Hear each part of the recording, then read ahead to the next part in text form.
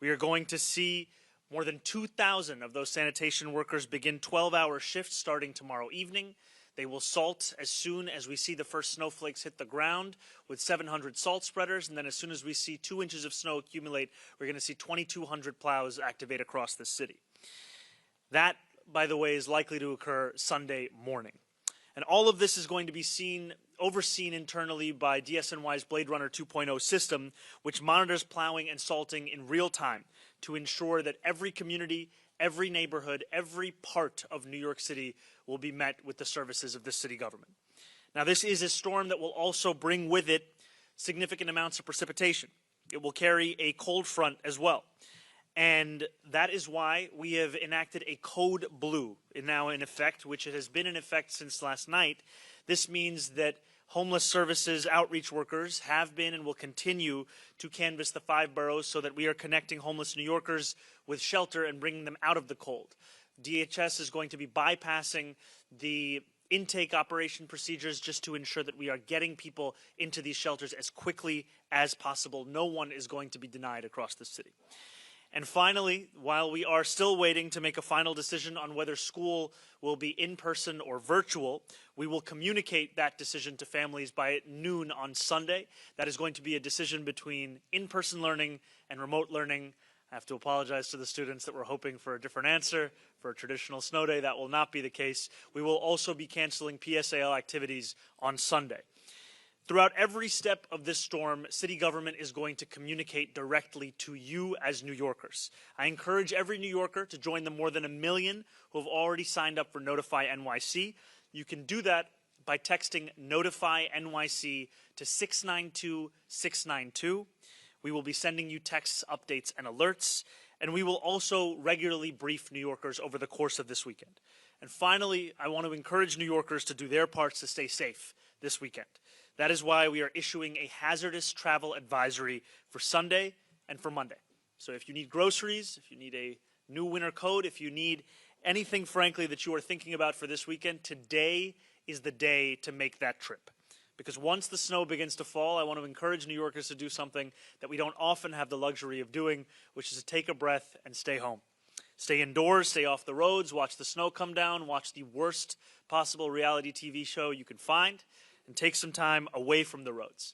Because while this is going to be a big storm, these are the kinds of challenges that New Yorkers and the hardworking men and women of New York City government overcome all the time. And it's a moment that this city is prepared to meet.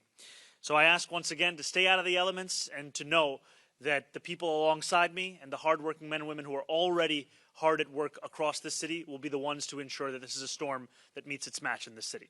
Thank you, and I'm now going to pass it over to our MTA CEO, Jana Lieber. Thank you, Mayor. And I know some of us who dread reality TV are glad to know there's also football if it comes to that. But thank you for your leadership. And I've been in touch with Governor Hochul this morning. She's declared a statewide state of emergency. Obviously, the principal impacts of this pending storm are likely to be downstate. But she asked me to underscore the MTA will be operational this weekend. Obviously, we have detailed plans in place for storms like this to protect the network, to protect our riders, and to protect our employees. We pre-position a ton of equipment and personnel. I want to thank our workforce in advance. I know there are many city agencies that are going to be working 24/7, but the MTA workforce is always standing by and ready to deliver. We have 220 miles of subway that is out of doors.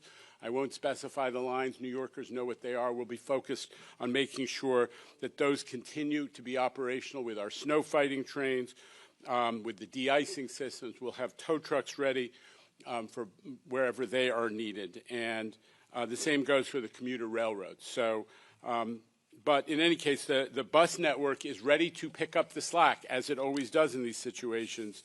In these major storms, we have 35 snow fighting vehicles that can rapidly clear block streets, and all the buses will be fitted with trains. Articulated buses, those longer buses, will be taken out of service for safety reasons, but otherwise the entire bus fleet will be in action.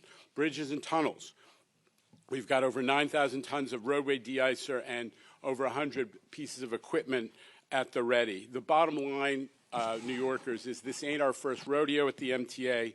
We have handled big storms. New Yorkers have handled big storms, and we're ready to do this again this weekend. The mayor mentioned all the New York City apps and alerts to stay in touch with.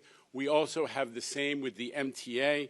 So pay attention to the MTA app, to the train time app, social media, digital screens in the stations will have updated information.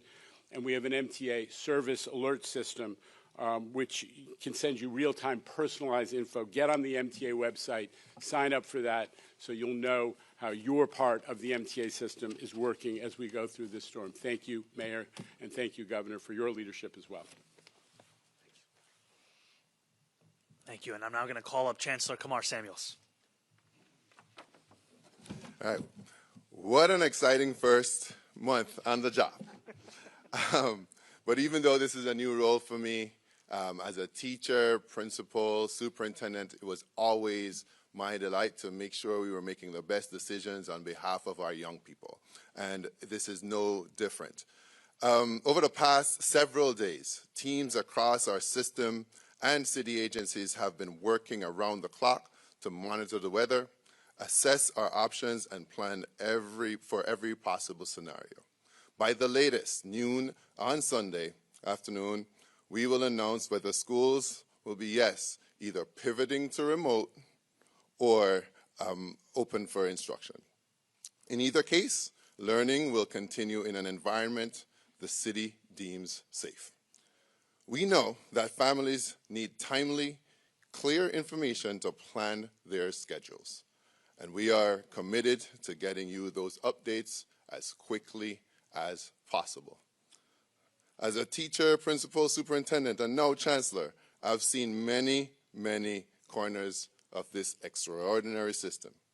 I want personally to thank educators, custodian teams, food service workers, nurses, support staff, bus drivers, superintendents, and so many other of our hard-working, dedicated staff each day. Please note that these decisions are managed with great care and attention to detail, with our families' safety as a top priority. In the meantime, we encourage all our families, yes, to use Notify NYC, as well as look out for gamma messages from New York City Public Schools. Now, I do want to announce a follow-up to the mayor that PSAL activities are canceled for Sunday. We also have other extended use permits that will be canceled for Sunday, as well as any Sunday academies. So I want to thank you all for your timely responses and encouragement, and say we are ready for whatever eventuality there is.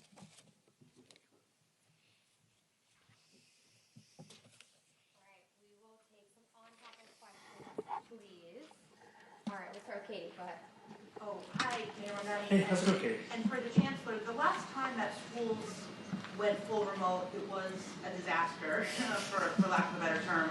I've spoken to parents and teachers. The only guidance they've received is bring your devices home and we'll let you know by noon Sunday what's going to happen. What have you and the city schools done to prepare both students, teachers, and administrators to ensure that Monday isn't a disaster with a successful remote school day? I think the first thing is preparing in advance, and I think one of the issues that many students, teachers, and parents faced last time around was the inability for the system to handle the amount of people who were logging on all at once. And so I've been heartened by the work that our incredible chancellor and all those of the DOE have done to stress test the system in advance. So yes, on Sunday by 12 p.m. we will let parents, teachers, and students know whether the day will be in person or remote, but we are preparing for the possibility of remote such that we do not repeat those mistakes of the past. Chancellor, if you want to add anything. Yeah. So I was a superintendent when the day you're talking about, that day will live in infamy. I will say that very clearly, I want to say very clearly, we have prepared in numerous ways for what might be a pivot to remote for next week. And we've stress tested the system both in person with students logging in, and as well we've had simulations. So we are prepared now, and we've increased the capacity to make sure that we can house as many students as possible on that day. So we now have the capacity of having 1 million students logging at the same time within 60 seconds. We now have that. And then secondly, we've also talked to parents and families about logging in early on Sunday so you can get prepared and used to the system. And then also having a staggered schedule on Monday to make sure, absolutely sure that we are prepared and have the capacity. So I'm very, very confident after having worked with so many of our partners to make sure that this is going to be successful in the login process. When was the last time you did the test? The most recent test was in December. Question about the weather for both the mayor and maybe Commissioner Isbell can weigh in on this as well. What concerns you the most about this storm now that we've seen there is sleet, possibly freezing rain, icing, and extreme cold involved in it? What are you most worried about when it comes to this storm? I think the thing that would worry me is if we find New Yorkers going about their lives as if there was no storm. And we want to encourage everyone to stay home. We want to encourage everyone that if there's a trip you need to take, if there's a person you need to see, do that today, do that tomorrow. But on Sunday, that is a day that we encourage everyone to stay home. Now, we are preparing for a range of potential snowfall, right? We're seeing the estimates now around 8 to 9 inches, let's say at the very least. It climbs up to potentially about a foot, if not a little bit more. What heartens me, frankly, is that in the work and in the meetings that I've been having with the incredible leadership that we have here is the knowledge of what the hardworking men and women of city government are already doing. So I'll give you this example. Brining the highways and major roadways. That's not just critical in preparing for the storm, but also in ensuring that once the storm has passed, that we can return back to the city as it was. This is when we're talking about the salting of the streets, when we're talking about the snowplow. I mean, the city has procured 700 million pounds of salt in advance of this storm to be prepared for this. So I feel quite confident in the abilities of those around me and in those who work for this city. And frankly, I'm thankful for their work, because what we're talking about is work that began at 6 a.m. today. What we're talking about is work that's going to be 12-hour shifts. It's going to be round the clock from a number of different agencies. But Commissioner, I don't know if you want to add anything. Sure. Yeah, thank you, Mr. Mayor. You know, as the mayor was saying, I think a big concern is what people do with their time on Sunday. You know, it's not only important for their safety that they stay home, it also enables our sanitation workers and crews to do their work clearing roads. It's also really important that if there are emergency crews that need to move around the city, that they can do that easily. And then I think the other thing that we are keeping our eye on, and I say this to somebody who's, it's my job to really be concerned about everything, but we're keeping a very, very close eye on the forecast Sunday night to see how that develops. And we're still a little bit early out. But as the mayor said, you know, it is really remarkable the amount of work that these city agencies do and these city workers going into an event like this days in advance. You think about all of the sanitation crews, folks from Department of Transportation, NYPD, FDNY. It really is remarkable. I think the big thing is we really need New Yorkers to do their part as well, and then watching that forecast overnight Sunday and seeing how that develops. Thank you. Yeah, Matt. For Giano, does the one on the railroad? Sorry. Jenna had to leave. Yeah. All right. Yeah, Chris, go ahead. Congrats on the new position. Thank you. Let's talk about it. For city government workers, are they going to be encouraged to work remotely if they can? And then had a question about the stress testing. So we're going to have all uniform services are going to be working as normal, typically, which is in person on Monday. DCAS is going to be sending advisory out to other city workers on Monday with agency-specific directives. And all of this, I think, comes back to something that the commissioner was also mentioning earlier, as well as the chancellor. This comes back to safety. And a lot of this depends on the amount of snowfall that we're going to see on Sunday. But as soon as we have a sense of what it will look like for Monday's conditions, that's the kind of guidance that's going to be given. And you DCAS is going to be sending those directives agency by agency, but when it comes to our uniform services, they're going to be reporting in person. And you had a question for the chancellor? Yeah. For the stress tests, on the virtual schooling system. Are you saying there's been no tests since December? And if so, why haven't there been more recent tests that you? Yeah, so I think we have simulations that we're running all the time, and the stress tests have, most recent ones have been in December. All right, we'll go to Dave right here. Other ones now, just ahead of this one? These are the last ones for December. Dave, go ahead. Hey, how's it going? You gotta wear a jacket on Sunday. Please. I know. A snack down? To be honest with you, I don't know what a snack down is. Yeah. So when you have a storm, snowstorm, snow all comes, and it forms kind of the curve extension over snow and everything. And a lot of people say this is an opportunity to, when you see these, to say, I know where you're going. how much space we're wasting, not extending curves, things like that. And obviously there's a lot to do while storm's happening, before the storm happens. But once it's done, is it something you're going to maybe send people around, look at it, and go, these are places where we can curve extension, these are places where we can take back pieces of the street? Well, I think that this is something now for us to follow up on. I think it is. We are always looking to meet the challenge of this moment, and also looking to build out the city that we deserve in the medium and the long term. And I think that one part of your question is also about street safety. And I think that is a critical directive that we have for our DOT, is how do we make our streets the envy of the world. And I look forward to any of the medium and long-term lessons we can learn from this weekend about street design beyond just the question of meeting the snows. Thank you. Hey, how's it going? No worries. As for yourself, where will you be on Sunday logistically? How will you be monitoring the storm and the city's response to it? So I'm going to spend a portion of Sunday out with city workers to make sure that we are getting a full sense of both what is being done, but also communicating directly to New Yorkers. And I think this is just another opportunity to say that, we are going to share this message, whether it's through the television channel that a New Yorker turns to, whether it's through the radio that they're listening to, but also we encourage everyone to sign up for Notify NYC. We have about, I think it's 1.3, 1.4 million New Yorkers who are currently signed up. We want to get that number up so everybody gets those updates. And then my job is to make clear that this is a city that's prepared, and then to keep in close contact with not only the leaders that you've already heard from, but also my deputy mayor, who is really not only running the entire operations, but is staying close at hand with any of the updates. Marcia, go ahead. Marcia. Mr. Mayor, I wonder if I could ask you a question. Historically, mayors have been judged by how they handle snow. And I wondered if you've looked at the mistakes made by some of your predecessors. You've seen any pitfalls you'd like to avoid, and how it's going to affect how you handle this snowstorm and how you want to be judged by New Yorkers afterwards.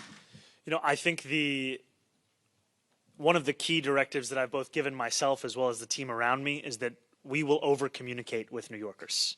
We are going to tell you at every instance when we have new information about this storm what it is. So initially, I'll give you an example. The forecast, it said it could be as little as 3 inches of snow. It said it could be as much as 16 inches. Now we're seeing that forecast start to narrow a little bit. Now we're seeing the minimum number closer to about 8 or 9 inches. We're seeing the maximum number still be a little over a foot. But we're going to get that message out there, because I think that this is a time where we want to make sure that city workers have every ability they can to deliver on their job.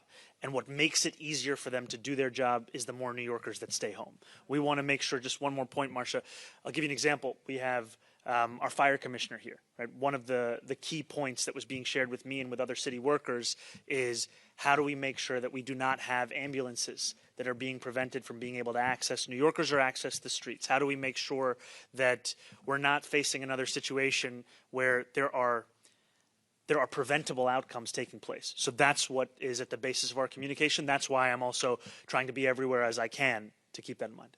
The follow-up question I have is this: in the past, since I've covered snowstorms since the dinosaurs roamed the earth, there have been instances where ambulances couldn't get through, buses couldn't get through, streets were not plowed, so that some streets, like for example under de Blasio, some streets were plowed to the tar, and then other places didn't get plowed at all. So do you have a plan to make sure that there's equal plowing in all 5 boroughs, so that no community can say, you missed us? Yes. We absolutely do. And that's part of the conversation we were just having. New Yorkers can actually stay up to date. I think it's with Plow NYC, which is the public-facing information portal around the plowing patterns across the city. Internally, we have something called Blade Runner 2.0. And this is to ensure that no New Yorker is made to feel that depending on the zip code or their neighborhood, they're going to receive a different level of service. You're going to receive the same level of service across the city. And I think the other portion of this is we're talking about, with DSNY, the largest snow fighting operation in the entire country. We're talking about the transformation of collection trucks into ones that can both salt this city. We're talking about 700 of those trucks, and then we're talking about 2,200 plows. So all of this together, it's what gives me the confidence that we're going to see a city that will meet the moment, no matter if it's 8 inches of snow, 13 inches of snow. I will say that one thing that a number of New Yorkers have shared with me is we seem to have large snowstorms every 10 years. It was 96, it was 06, it was 16, it's 26. We're going to be ready. Yeah, right here, go ahead. Hey there, how are you? Hey, how's it going? Good, good. Just 2 questions. At what point do you declare a state of emergency because of the snow? Where are the markers for yourself and for the folks at the podium? Like, where is that point where you decide it's a state of emergency? And also, can you go into depth as to what the NYPD and what FDNY would also be doing at those times, and even like what 311 or 911 operations are going to be? So I can just tell you briefly, and then I'll pass it over to Deputy Mayor Kersen. Just in advance of this weekend, we also know that NYPD is going to be assisting with some of the traffic routing operations that we'll see across the city. Every single agency and department is going to be playing a role. You know, for example, DSNY is taking the lead on the snow plowing, but that doesn't mean that the Parks Department is not also going to be assisting in some of that work. I'm going to pass it over to DM Kersen for some of the additional remarks. Our emergency declarations largely allow for restricted traffic, so we'll be monitoring roadway conditions and then determining if those additional restrictions are necessary. We have those materials drafted and are ready to go if we start to see that those conditions warrant an emergency declaration. Kelly right here and then Timmy. Go ahead. Hi, Mr. Mayor, over here. Hey, hi, Kelly. Good. I wanted to ask you, in response to Marcia's question, previous mayors have underestimated how much snow we've gotten, and that has left them a little flat-footed. Do you have a plan for if we get more than 1 foot or significantly more, do you have, I guess, teams that will be ready to go on top of whatever you have going on right now? Yes, and I can tell you that right now we are preparing for every possible outcome. Right? Just because we might want to see 8 inches of snow does not mean we're not preparing for 16 inches of snow. And I think that's what gives me a real sense of confidence, is that these are the incredible men and women who are leading so much of the work across the city, so that no matter how much snow falls, it's a city that's ready.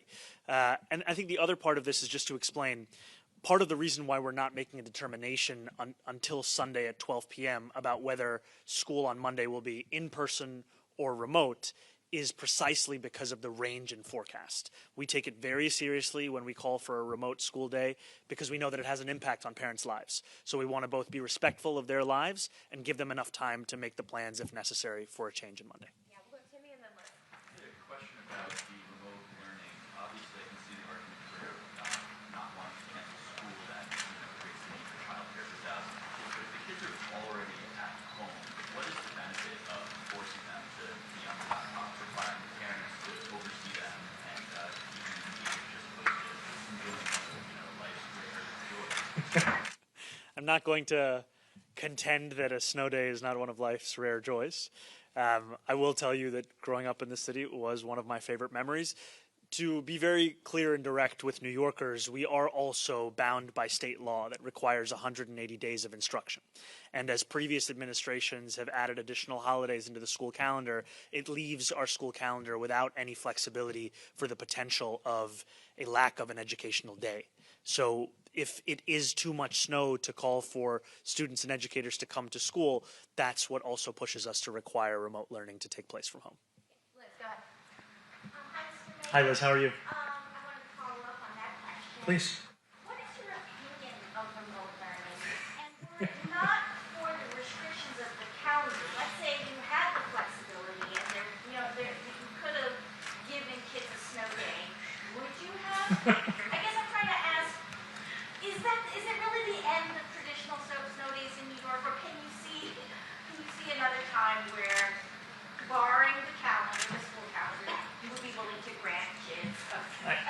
I will not stand here and say that it's the end of anything. I will tell you that for Monday, however, these are the two options. And I think that there is, we will operate under the constraints as we have from the state, but we are also in the knowledge that those are constraints that could change at some point in the future. I'll add if the Chancellor wants to add anything. Well, you don't have to look too far to realize the mayor is a lot more fun than I am, right? And so, for me, I think it's very, very clear that, given the constraints that we have with the state, and given the new life and the new era that we're in, there are benefits to remote learning. And I might offer that folks might begin to think about this as reimagining what the snow day looks like. No one is asking kids to be on a device for 6 hours and 20 minutes, right? And so we have to be flexible in our approach. Some learning will be synchronous, some will be asynchronous. You can still have your hot chocolate, you can still go out and enjoy the snow, but we really want to make sure that, especially since the pandemic, our children have missed more school than they did before, and we want to make sure that instruction continues even when it's disrupted by weather, or attempted to be disrupted by weather patterns. All right, we've got time for one more. Hannah, go ahead. I know Jenna's not here, but I'm wondering, is there a certain amount of snow in which, like, the MTA has prepped you that there will be significant delays, no doubt? Is there, like, a threshold in the amount of snow, like 8 inches? What we've heard from the MTA is that they're prepared for any potential eventuality across the spectrum of snowfall that we've been briefed on. And I think that that is something that, whether it's the trains, whether it's the buses, we are talking about a system that can handle this and a system that is prepared. Thank you. Thank you guys so much. All right, let's take one more and then we have to go. Go ahead. What does the capacity look like given the cold blue right now? I mean, is there enough space in shelters to safely house people who are taken in from the cold? So what does that look like? Absolutely. There is enough capacity for homeless New Yorkers, and I want to say thank you to the city workers at our Department of Homeless Services who have been doing the work of actively canvassing homeless New Yorkers wherever they may be across New York City to get them into, whether it's single unit beds or stabilization beds. And the most important thing is getting homeless New Yorkers off the streets, out of the cold, into shelter. And that's why, as we've been briefed, we are seeing DHS saying, the standard operating procedures of intake and all the different forms and procedures we have to go through, those are being put aside for a moment of a code blue. Because right now, we're not just talking about snowfall, we're talking about cold. And these are things that, if left together without any kind of a city response, the consequences could be significant. And so what we want to do is keep every single New Yorker safe. That includes homeless New Yorkers. Thank you for your question.